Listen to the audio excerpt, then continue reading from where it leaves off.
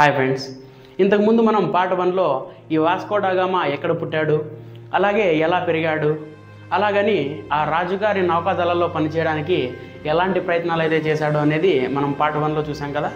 ఇప్పుడు పార్ట్ 2లో మనం మన వాస్కో డా గామా భారతదేశానికి సముద్ర మార్గాన్ని కనుక్కునేటప్పుడు ఎలాంటి ప్రయత్నాలు అయితే చేశాడు, అలాగని అతను ఎవరెవరి సహాయం అయితే తీసుకున్నాడు అనేది మనం ఇప్పుడు క్లియర్ కట్గా చూద్దాం.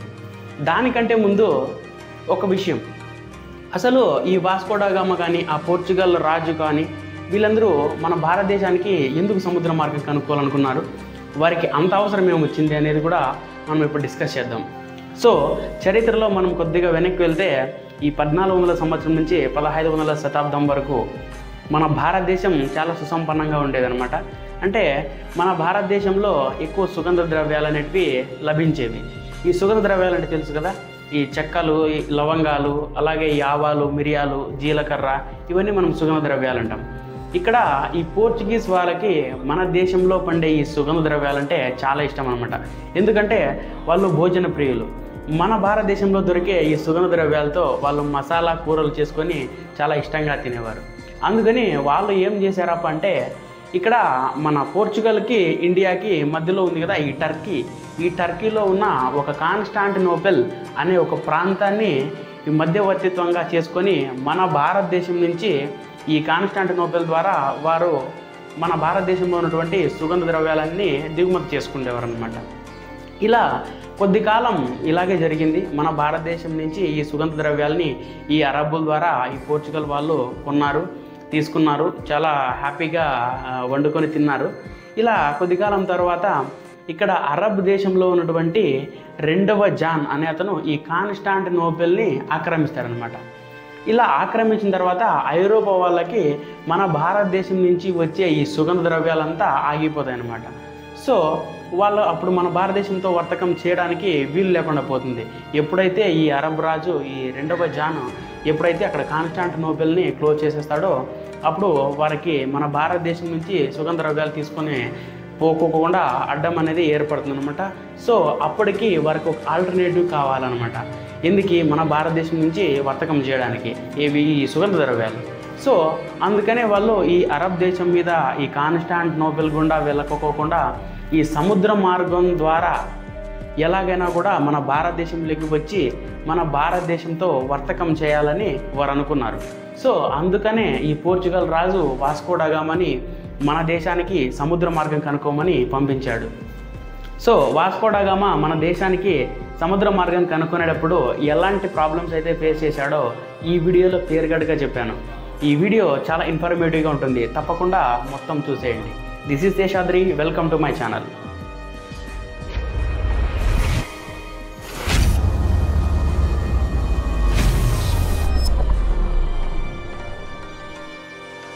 జూలై 8, 1497 నాడు ఆ మహాయాత్ర మొదలైంది.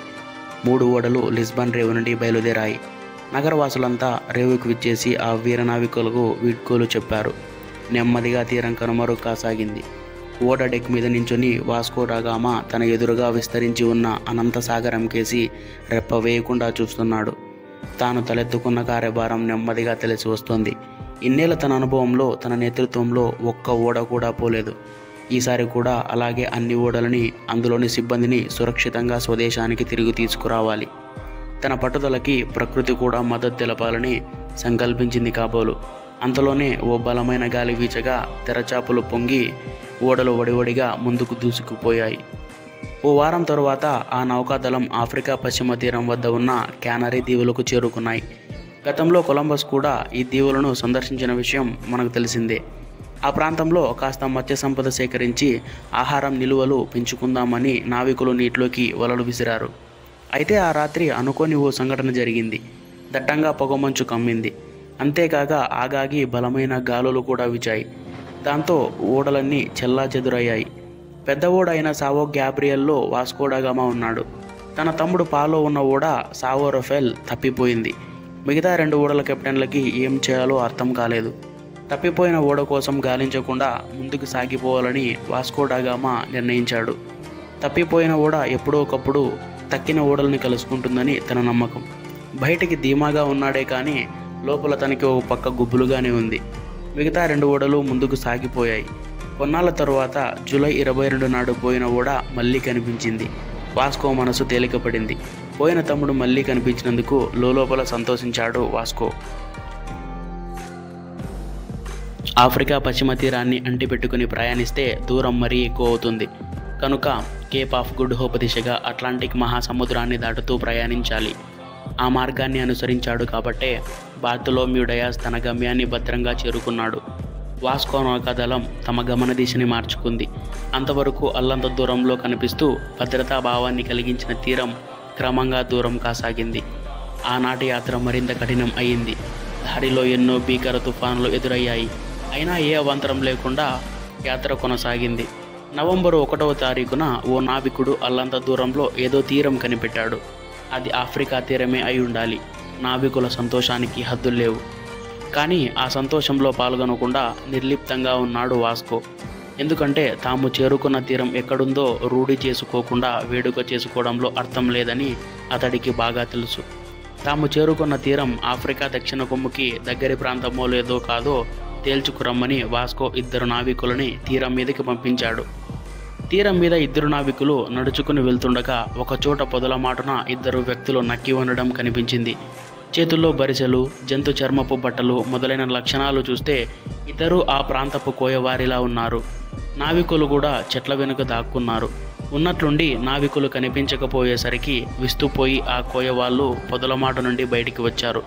అంతలో తటాలున వెనుక నుండి వెళ్ళి నావికులు వాళ్ళిద్దరినీ పట్టుకున్నారు. వాళ్ళలో ఒకడు ఎలాగో తప్పించుకున్నాడు.